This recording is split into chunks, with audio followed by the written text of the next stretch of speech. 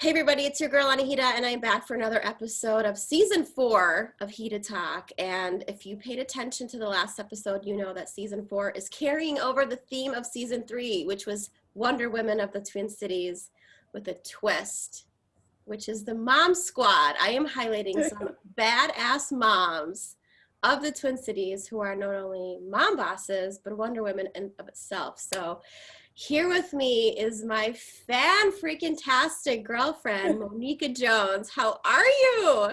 I am good. I'm so happy to be here. Oh my gosh, I'm just like, all things 2020, here we are, the Zoom version of Heated Talk, which you know what, it's kind of fun to see people's backdrops. It's like, what's It is. Like, how did you put this together? I know. So BTS, what's going on here? Okay, so we're gonna talk all things Mo-neeka Jones and the mom boss life and melanated mamas and all of that. Yeah. Before we do that, I know this story because you've shared it with me many times. So for those of you that don't know this, I've known Mo-neeka since high school. So Yes, we go way back. like literally cheerleading. So before we tap into any of that fun jazz, let's dive back. And young Mo-neeka, what was that like? You've done a lot of things in your early age, but what was your childhood like, and your background, like grew up-ish? Such a silly question because I know your story is different. Yes, my story is a little unique. So I like to call myself international because I grew up in a military family. So my dad was in the Army for 20 years, and I spent most of my childhood actually in Germany. We were stationed there twice throughout my dad's military career. I was born in Pennsylvania. And in 2000, we landed in Woodbury, Minnesota. And so I went to Woodbury High School, which is where I met Anahita. We did some cheerleading there.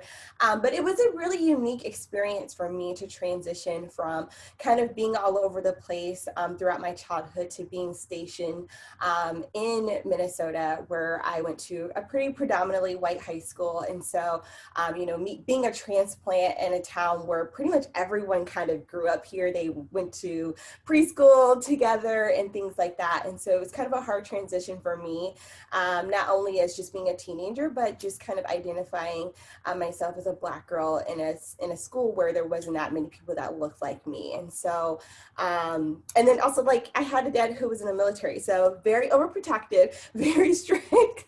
So there wasn't a lot of opportunities for me to like do things and, be out and about and whatnot. So when I went to college at the University of Minnesota, I had fun. Let's just say I had a good time. I was released. I was free. I was doing all the things and had a good time.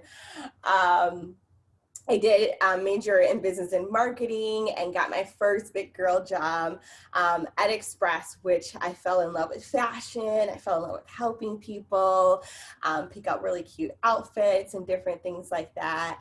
And again, this kind of like idea of like, God, I'm like one of the only Black girls that like is working here, but I'm seeing lots of people that look like me shop here. So that kind of is like stuck in my head.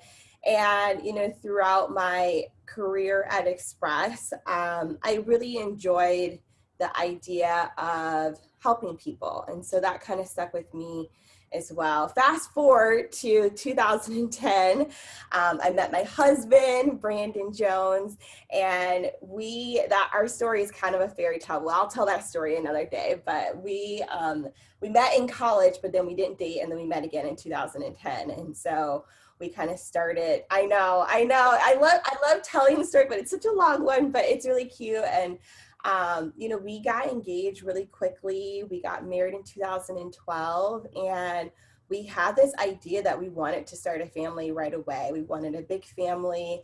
And so we intentionally got pregnant right after we got married. And we had our sweet baby girl, Zanella, in 2013. Yeah, 2013. She's 7 now.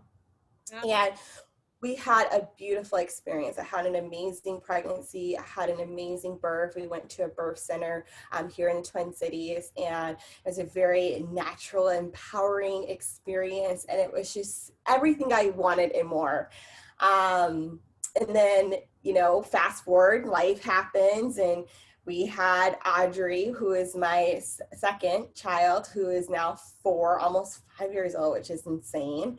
And I had another beautiful experience too at a birth center. We had her there, a natural birth, and that was an amazing experience too. And then, life kind of gets you down a little bit. You kind of hit some curves and bumps along the road. And I lost my job in 2019. And as much as that was challenging for me, it actually opened up a lot of doors for me. In hindsight, it's like I can talk about it all day in a very positive way. But at the time, it was very challenging. I had started doing this thing on the side while working my full-time job in HR.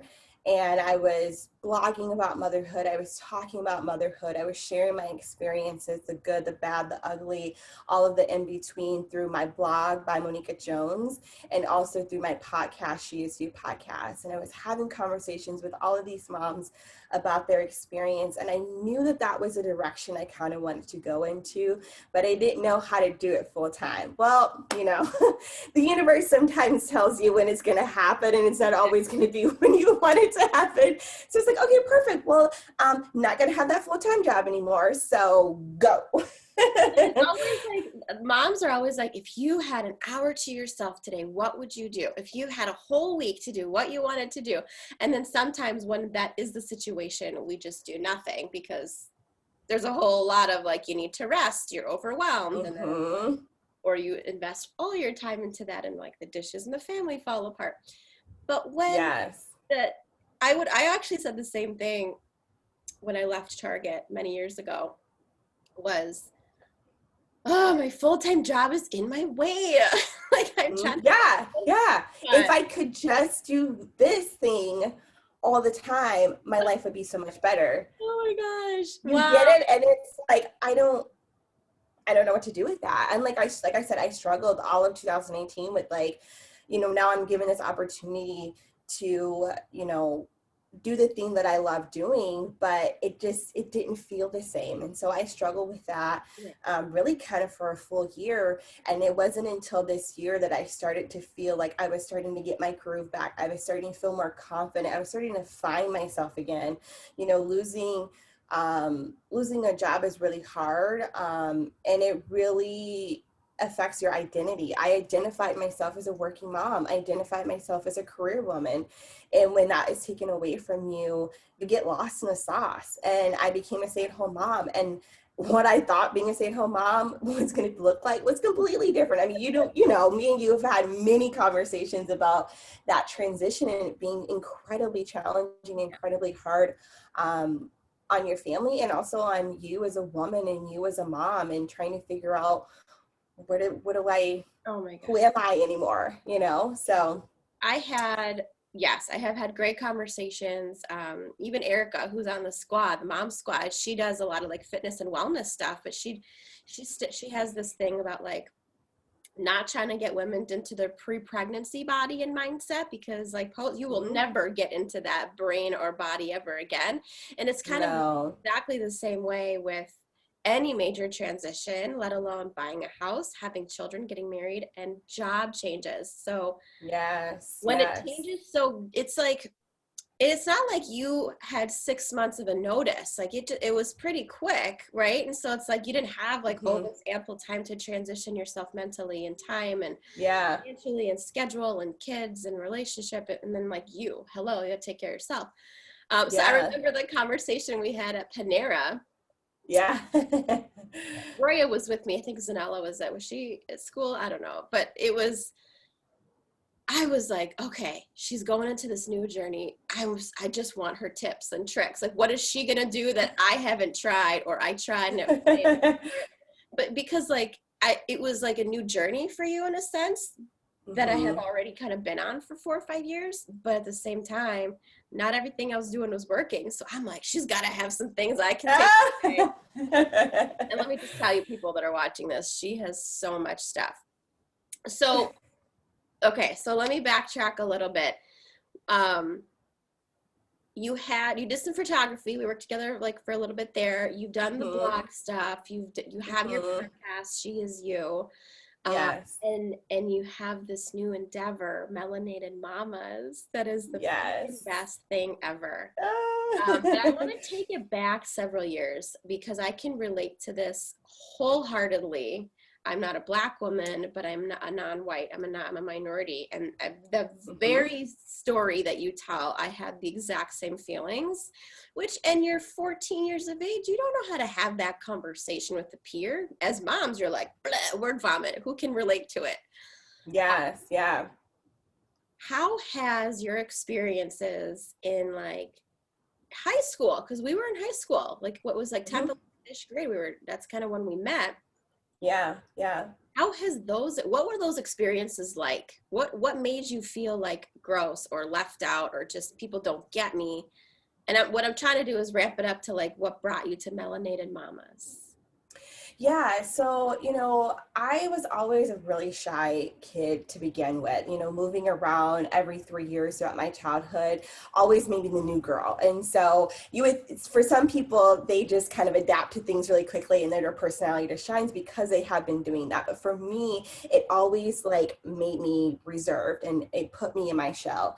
And so I already had that personality. And then on top of that, I didn't see a lot of people that looked like me. And, I grew up in multiple different areas. And so I was pretty affluent in a lot of different things. I had a lot of different cultural experiences. I talked differently than a lot of people that looked like me. And even my own family, like they would say things like, I talk white or I think I'm better than them and different things like that. And so I always felt like I didn't know where to fit in. Like, I didn't know, like, do I hang out with like people that look like me, but then I didn't fit in with them. And then like I go with people who were white and I'm like, I don't really fit in with you either because you don't get like certain cultural references. And like, I just feel stuck. So I felt isolated because I just didn't know where to fit in. And I also didn't have a lot of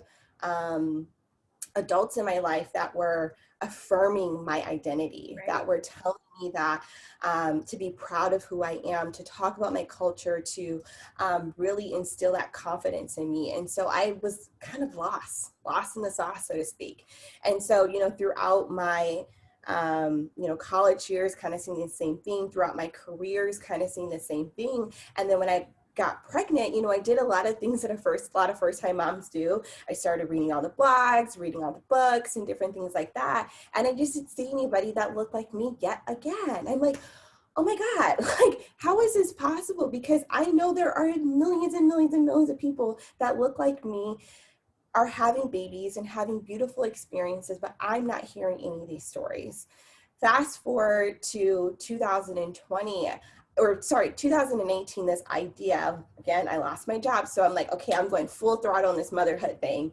And I'm like, I really want to start a community of women that look like me. And we can talk about motherhood. And I really want it to be kind of an event thing and we get together and we talk about motherhood and all this stuff. Well, sometimes when you have a little birdie in your ear, you don't always act on it. It's like, oh, that would be fun if I could do this. And then you talk about it and then it goes away because you're either too scared or you just like don't have the guts to do it or you're just like, whatever, maybe it's not meant for me. Well, that little birdie, right? We've all been there, right?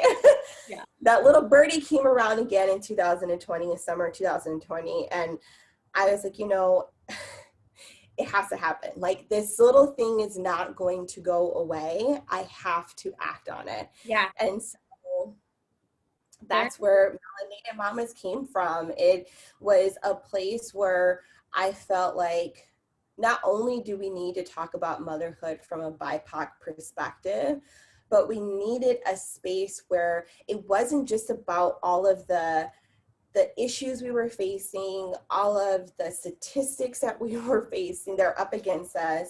It's a space where we can talk about our love and our joy, which I just don't think is amplified enough. Those stories are just as important as the statistics that we need to hear to make the changes that we need to make. So Yes. that. Oh my gosh. Can we just like, where's the audience applaud? Because first of all, like, thank you for sharing all of that, because exactly, there's millions of people. The interesting thing, millions of people that, can relate, but it's not spoken about. The interesting that you said was like your parents and like your upbringing, the adults around you didn't really validate or like touch on those things. And I wonder what those conversations would have been like, because while they could have been encouraging, they would not be the same as what they are today. I mean, 20 years later, a lot of things has shifted and changed, and some retrospective 100%. going back 50 to 60 years, that's a whole different topic for a different day.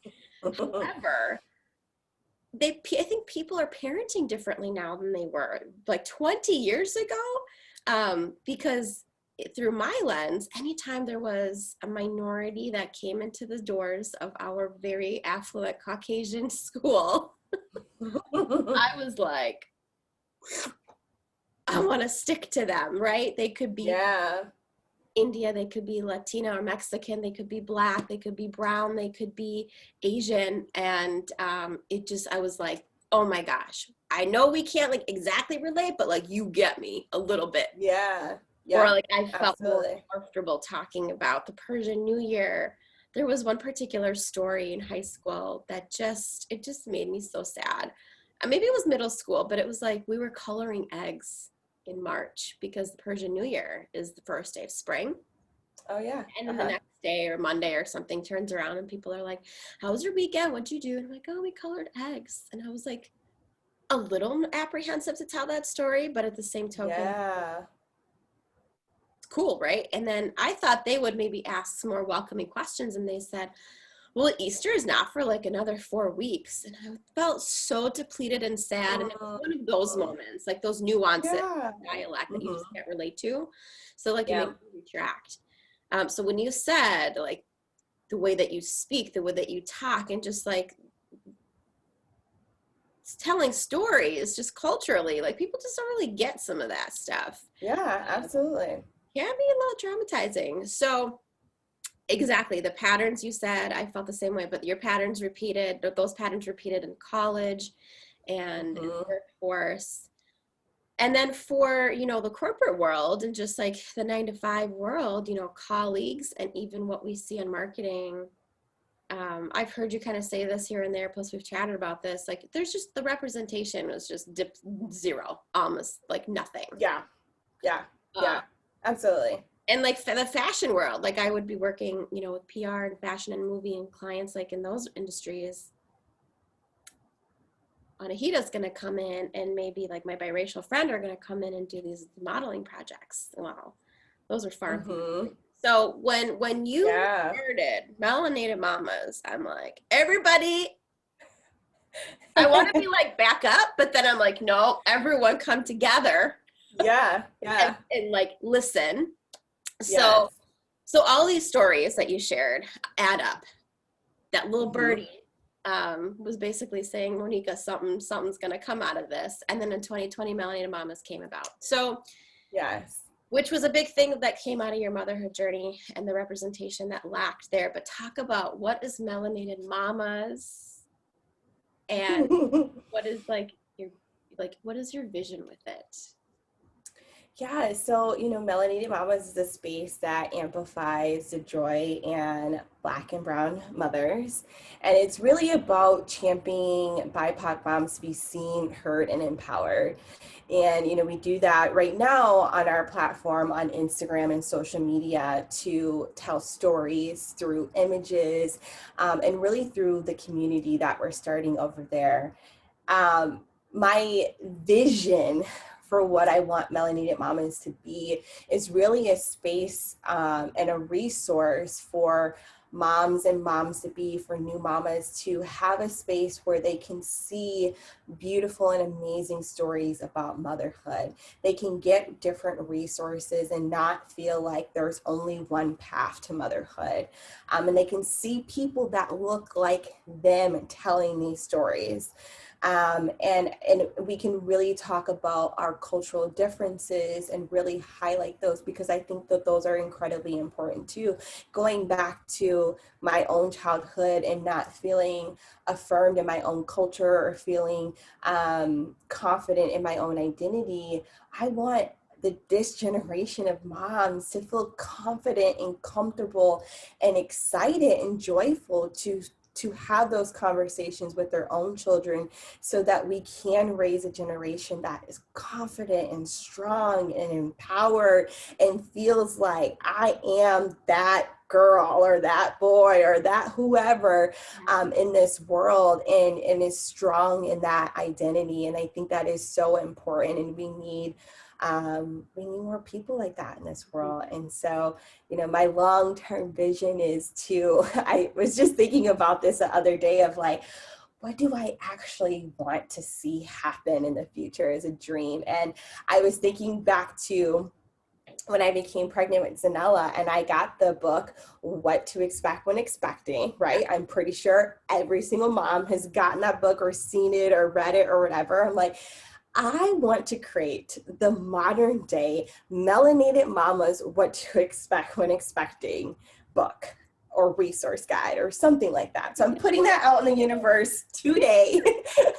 And that is what I want the long-term goal to be, so that that book can be on the shelf, so it can be a resource for that new mama that just found out she's pregnant, and she's going to get that resource. And it's going to be a book filled with beautiful, amazing BIPOC moms sharing their stories, giving you that week-to-week guide of what this journey is going to look like, giving you resources on how to have a beautiful birthing experience and whatnot. So that's a long-term vision. That would be fantastic. Lots of people last season on season 3, we had Dara and Amy from Wising Publishing.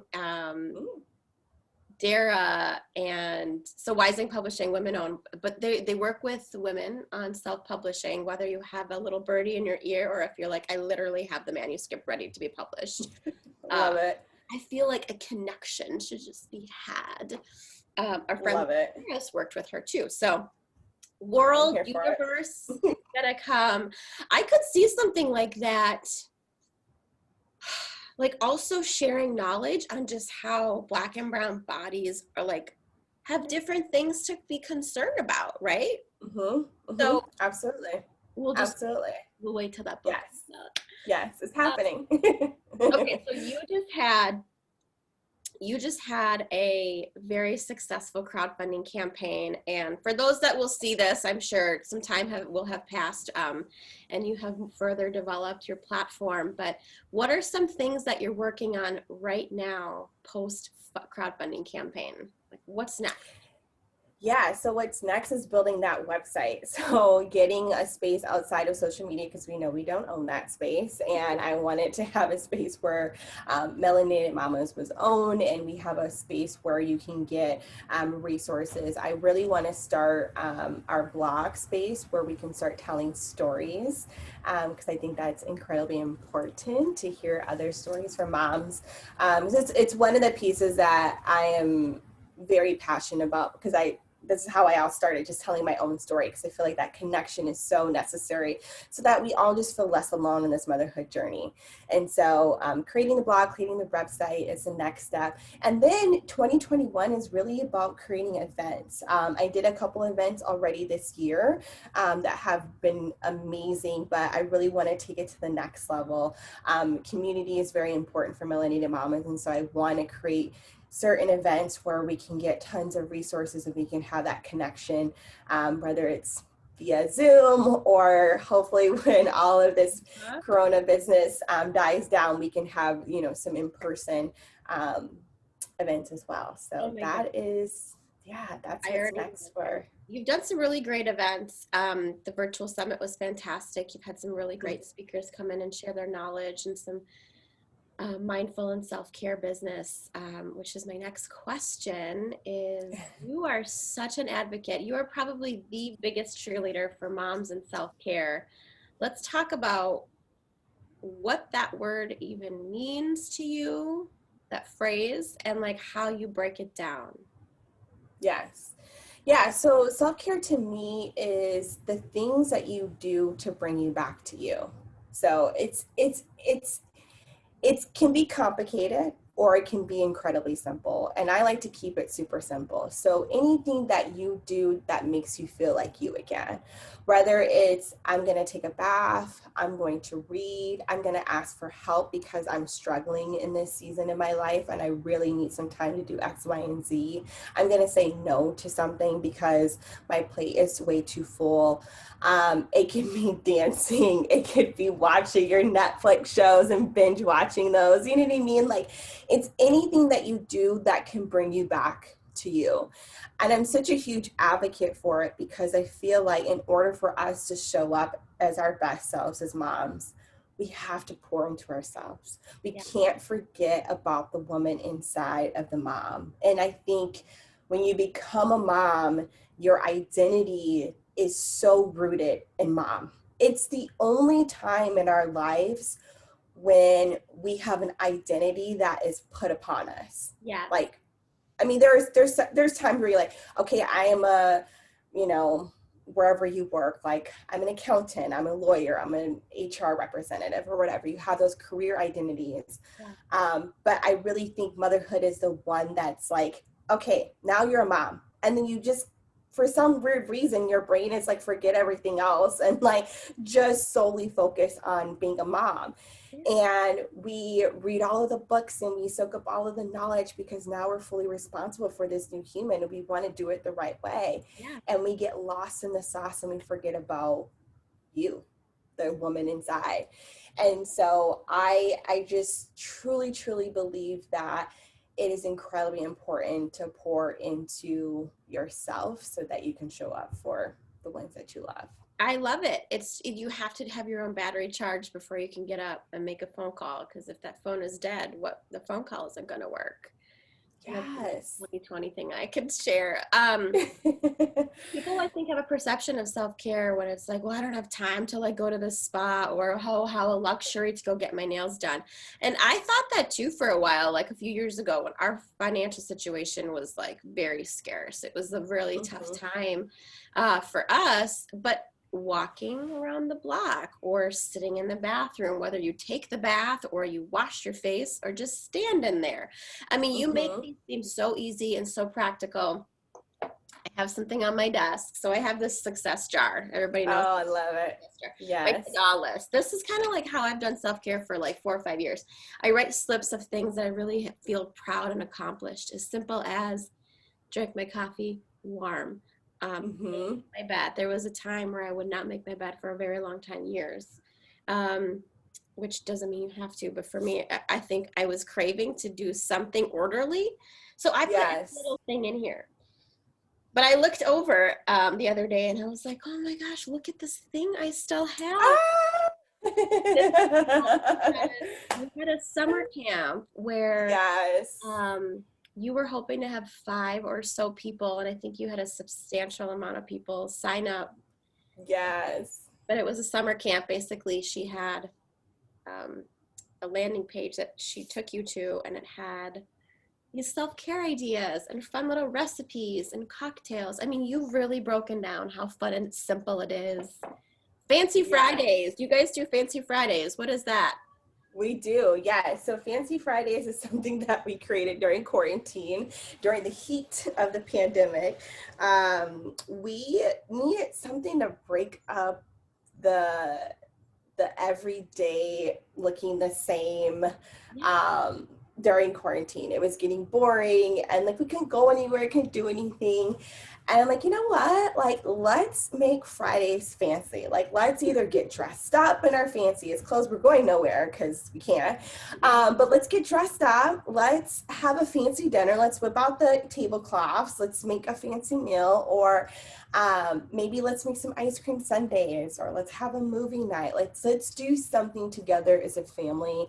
And let's call it Fancy Friday. So it's something that we've been doing, gosh, since like May, I think. And the kids absolutely love it. Like we actually just had Fancy Friday on Friday and we watched that movie Jingle Jangle on Netflix, which highly recommend it. It was so good. It was so cute. And the kids like set up their own like movie theater so that they had the signs. The tickets were $2. So Brandon and I pretended that we were on our first date, and I was like paying for the date. And it was like the cutest thing. Like Zanella was in full character mode. She was like the manager, even though she kept interrupting us during the movie. She's like, I'm sorry about my coworker, Audrey. She's a little loud right now. Do you want a refund? I'm like, oh my God.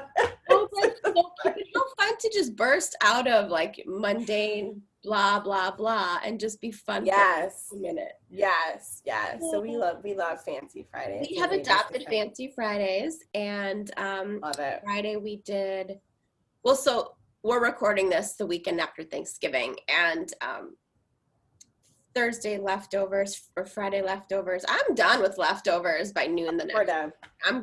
We're done. I need it for my body, and so I had planned. We had Denami's brother visiting from Detroit for the weekend. He's 14, so I'm like, all right, something fun, something cool. More so, like if I think it's fun, everybody else will hopefully think it's like somewhat entertaining.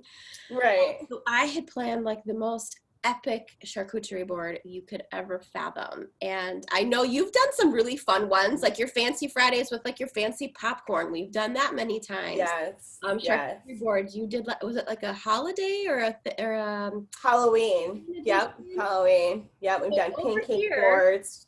Mo-neeka is like filtering like all sorts of fun, like self-care tips and like Fancy Friday tips. And if it's like, if I can handle these like super simple things that just like spark joy, anybody else can. So I did that with charcuterie boards, and I actually had 2 big platters. It was so big. There's a reel up on my personal Anahita page with it.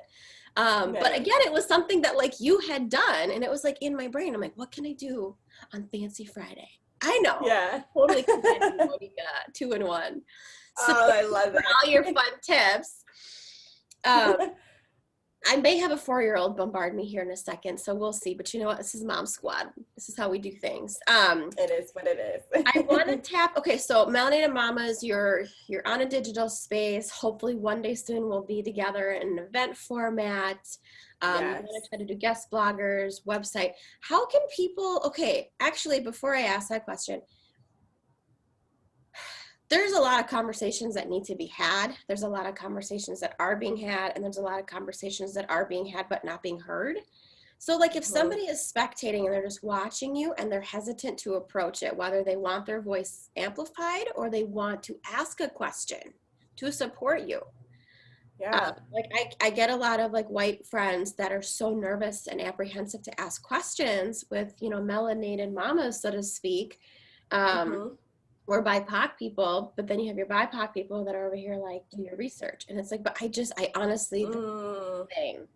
They're doing their thing, they feel overwhelmed, they're listening to all the podcasts and they're reading the books, and it's overwhelming, I will say, for both ends of the spectrum. So like, for sure. What would you suggest, and how can you encourage people that are either apprehensive to like ask the question or share their story to just feel welcome? Like, what can you say to encourage them to just take the action? Yeah, I think it starts with intention. So if you're coming from a space, let's talk about a non-BIPOC person. If you have the intentions to learn, to really understand something, I am 100% open to having that conversation to a certain point, right? Like, I'm not going to give you all of the things that you can Google, but I've had some really healthy conversations in my DMs on Melanated Mamas about certain conversations and topics from non-BIPOC people that are genuinely just coming from a place of loving intention. And I truly believe that, and are just trying to understand certain things, or what book should I, read to my children, or can I have this conversation, or hair products because I have biracial children. I want, Melanated Mamas, this space is for BIPOC moms because I'm going to continue to amplify them, but it's for anybody. Yeah. Like, I mean, I have been in many mom groups that are predominantly white. And here's the thing, motherhood is something that we all experience, no matter what we are, our ethnicity, our race, or whatnot. But there are definitely culture things and references that are very specific to different races. But I welcome anybody and everybody to this space. And I, like I said, my biggest thing is come from a place of loving intention and being open. That is my biggest thing. And as far as BIPOC moms that want to share their stories, please, please share your story. Like right now, I'm on Instagram. That's the best place to reach me, Melanated Mamas. You can DM me, you can email me. That's the best place to get your story told. But, I think it's important for us to hear these stories. It connects us and it makes us feel less alone, no matter what your story may be. It's important to get that heard. So I love that. Okay, so Erica from our mom squad had the best thing. She said, you don't know till you ask. Like, slide into the DMs, ask a question. There yeah. were questions I asked early on in summer 2020 with all the chaos after George Floyd's murder, which I was schooled, even though I thought I knew what I was talking about, because we have those Yeah. conversations in our household all the time, but I also don't know a lot of things. So Yeah. it didn't, nobody ever likes that feeling of, like, getting told a different way than they were hoping to hear, on any topic. Or if it's like, hey, this is just a great question, but I'm going to divert you to this resource. That's totally fine to hear. Yeah. Yeah. Learning to support each other through motherhood, personally, as women. And we're all Wonder Women. Like, let's just love more and judge less. Like, can it be that easy? Yes. Yeah, right? It would be so beautiful if it could. So you've come a long way with just getting this vision out there and put the wheels into motion. What's one of, like, the biggest obstacles? Maybe even it's a personal obstacle. What's one of the biggest obstacles you've felt challenged by that kind of was like, hello, okay, wasn't expecting that, or jolted you to make some changes, create Melanated Mamas, whatever you're doing in the household? Like, what's something like Mo-neeka has really been challenged by? I kind of touched on it earlier, but I think losing my job was probably the most challenging experience I've had in my adulthood, for sure. And like I said before, I think it was because it wasn't like, let me just say it, like I wasn't ecstatic about working at my job. It was something that I had already started thinking about how to move out of this space. It wasn't healthy for me. It wasn't making me happy. I was miserable, to say the least. The thing that made it challenging at that time was because it really affected my family. Me and my husband, we had a really good system. We had a good thing going on. We were both working outside of the home. Our kids were healthy and everything was great. And when I became a stay-at-home mom and being in the home, I really struggled with my identity. I didn't know how to operate as a stay-at-home mom and a stay-at-home wife. I didn't know how that was going to affect our marriage. And it really shifted the power dynamics. It shifted how we communicated. It shifted how we operated in our household. And we really struggled through that. And we've come out on the other side much stronger and healthier, and we've been able to go through that process. But it was incredibly challenging. And I think the piece that has always circulated with me and to this day is to get out of that was this level of lack of confidence. Lack of feeling like I belong in certain spaces, that imposter syndrome that is constantly eating away at me, even with Melanated Mamas. Like I don't know if I've had this conversation with you, but before I even launched it, I was like, who am I to launch a space like this? Like, Like, why?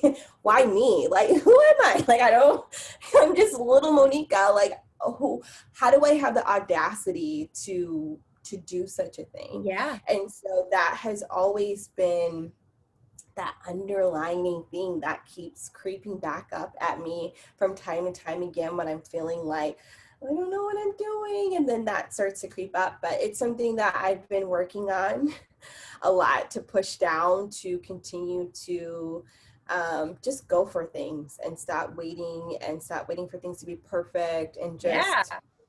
just put myself out there and we'll see what happens. And if I fail, well, guess what? I tried, and it's better than wondering what if. Yeah. You can get right back up and try something different. Exactly. Or like, that's the only way to succeed, right? There's a quote out there that you really can't succeed until you fail. Exactly. Exactly. Man. The imposter syndrome getting in our heads, this thing is not good. It sucks the joy out of things, and then when you do it, it's like, oh, well, damn, why did I waste so dang long? It's like going to the gym. It's like so daunting, and then you're there, you're like, I feel so good. Yeah, absolutely. What is one of the biggest successes or most proud things that you feel accomplished by, or like you would add to your success jar? It's actually something that happened recently, and I wouldn't take full responsibility. I would add my husband into making this happen as well. But Zanella had her conferences a couple weeks ago. She's in second grade, and she's really blossomed into who she's going to be. I really can see her personality starting to form, and she's a treat. And one of the things that her teacher said was, Zanella has so much confidence. Like, she just comes into the room and she's just very aware of who she is, and that shows up in how she interacts with her friends and the work that she does, and just how she is in the classroom. And I literally almost bawled my eyes out during that moment, because when they were very, very little, one of the things that I knew I wanted to instill in them, and I've talked about this several times, is confidence. It's something that I struggled with so much throughout my childhood, and still sometimes to this day, right? And it's something I just don't want them to have to go through life lacking confidence, lacking identity, not being proud of who they are, not feeling like they are worthy of certain things, or that they can't be certain things. Like, I want to instill that confidence in them. And so to have somebody else outside of our home confirm that that is who she is today at age 7, just literally, I wrote it down because I was writing down notes. I wrote confidence check. And she said something that was a little like, well, and then sometimes it comes off a little whatever with her friends. I'm like, I don't care how it comes off. Like, she's confident and I love it. So that is something that I am incredibly, incredibly proud of. It's, as a parent, you try to do as best as you can, and sometimes you feel like you're failing, or you're not doing enough, or you should do this or not do that. And when you get messages that confirm that you are doing the right things, it's yes, add that dang thing to your ta-da everything, all the joy list. It's so amazing to hear that from a teacher when your daughter is 7. The kids program that I co-founded with my friend Liz, it's KIDS, KIDS, stands for kindness, independence, diversity, and strength. And the whole foundation is to build up girls to lead with confidence and courage. And it starts at age 7. Our program is age 7 to 9 because it's such an influential, impactful age. And people think like the teens are, but honestly, by the time generation, whatever alphabet level we're on right now, weird, who knows, gets to even like first, second grade, they're already like, their identity is already starting to shape. And it's such an awesome depiction of like the work that you're putting out there as a household. So props to you on that one. My next question was actually going to be like, what do you want your girls to take away from the work that you're doing? I would have said, you kind of already answered it, like along the way with just feeling included and seen, but more so with like Melanated Mamas. They're not going to be mommies for a while, but they hear and see what you're doing all the time. Like, what is it that you want them to take away from the work that you're doing? Yeah, I really want to show my girls Black women that are living their dreams, that are going for it, that are doing the things that they want to do with confidence and in a beautiful way. And so I'm always trying to show them stories and images and books and different things like that where they can see that. And I want them to see that in me too. They know my whole story. We have lots of conversations about my career changes and the things I do. Zanella made up a song about Melanated Mamas. So she, like, they understand what I am doing. And I talk about the importance of why this space exists. Yeah. And, my hope is, if they do decide to have children, their own, that this can be a space where they can either be a part of, or they can have it as their own resource when they get to that stage in their life, if that's what they choose to do. And I mean, just thinking about that, like, blows my mind that could even happen, because it's such a beautiful thing. And it's just something that, I didn't have. And my whole purpose of creating this space was because I wish I had this space when I became a mom, right. And so to be able to do that, hopefully for them in the future, would be, like the best thing in the world, right? Yeah, the buzz is in their ear. They get it. They see that, you and Brandon the wheels are in motion. They hear, you guys are doing all these reels and TikToks and fun stuff together. They're also impactful. Like, they may be some random silly thing here and there, but the cooking, the just dance parties, the conversations, I think kids just are so sponge-like, and they absorb something, and then they like regurgitate it back to you, and you're like, whoa, bro, I did not know. Right. You knew that? And you're like, so you're paying attention a little too much. And then you're like, where the hell did they get this from? It's like, oh, shit, probably me. Yeah, I was playing that song earlier today, so it makes sense. Yeah, exactly. What would you go back to your 16-year-old self and tell her? Like, you today, Mo-neeka, could jump to 16. Back then, we're very high school. What would you tell her? Gosh, I would first give her the biggest hug in the world. I would give her the biggest hug. And I would tell her that things are going to get so much better, and they're going to be beautiful, and they're not going to happen the way you think they're going to happen, but you have to just keep going and be open to different experiences, and know that you're going to find your confidence. You're going to be beautiful. You're going to have this amazing family, and everything is going to be the way that it's supposed to be. But mostly I would just give her a hug. I would just love up on her and just continue to show her that she is worthy. Oh my gosh. Yeah. It's already a tough age, let alone new, and an Army daughter, and a whole, oh man, big hug, the little Mo-neeka. Yes. I guess you guys are just gonna have to follow Twin Cities MomSquad on Instagram and melanated.mamas or by Mo-neeka Jones, because I'm gonna share some cheerleading pictures that I found. back to 16-year-old Hida and Mo-neeka. So Oh man, those are gonna be good. I Oh, found and your eyebrows are gonna get better. That's another thing. Your eyebrows are gonna get high better. school brows 20 years ago were a disaster, but it was also like the early 2000s, and that was like a thing. Yeah, like I don't even think my eyebrows were even done. I think they were just growing wherever they wanted to grow. All they did was grow. Bing, bing, bing.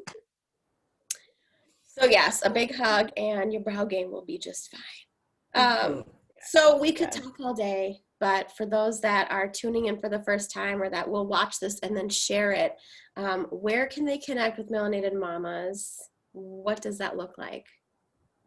Yeah, so you can connect with us on Instagram at melanated.mamas. That is the social media platform that we are mostly on. And yeah, that's where we're at right now. The website is still in the works, so I don't want to give you that address and then you get a coming soon sign. So, maybe by the time this comes out, there might be some more information there. But yeah, find us at Instagram at melanated.mamas. Yeah. Or you can follow me at by Mo-neeka Jones as well. That's my personal page where I talk about self-care. All day, every day. And well, yeah, Instagram is perfect because by the time you link it all together, people can find you at that point. Yes. I will be sharing all sorts of Melanated Mamas and Mo-neeka stuff down the line here. Before we go, I have some fun little speed round Hitatalk trivia with a twist because I don't have actual trivia questions. I usually like to stump people on like theme, but we're gonna do a fun fire round. So I have 4 questions. You're gonna have to tell me which ones you pick. You have like a second to answer these. Okay. All right. Here we go. If you could eat the same thing every single day for the rest of your life, what is the one food you would eat? French fries. Ooh, okay. No hesitation. I love it. Let's entertain that. What is your favorite type of fry? There's like 12 variations. Oh, okay. So I like a real cut potato French fry with Like garlic crack, straight cut, real russet potatoes, double fried with garlic cracked pepper. It's very specific. Go to Shamrocks if you're in the Twin Cities and get those French fries with the garlic cracked pepper. Those are the best fries. So good. What is your go-to favorite cocktail? Because I know you love your cocktails. Oh, a margarita, hands down. Spicy. Jalapenos in it. Jalapeno, that's your jam. I love it spicy. Lipstick or mascara? Mascara. Heels or flats? Flats. Black or white? Black. Beach or Vegas? Beach. I've never been to Vegas. Okay. At this point, moms just want to relax. Right. Like, I just want to lay on a beach and not hear anybody ask me anything. Like, for as long as I want. And then the last one, coffee or champagne? Oh, coffee. Okay. All right. I was like, I know you like your cocktails, but let's be real. Coffee is the jam. Yeah, coffee. Oh my gosh. Well, girl, this is the end of this particular conversation. I know you and I have a lot more to chat about forever and ever, but those that are watching this, thank you so much for tuning in. Follow Mo-neeka and Melanated Mamas. Don't forget to subscribe to Hitatalk. Follow TC MomSquad. And we'll be back with another amazing episode. Until then, thank you, Mo-neeka. Awesome. Thank you. Bye.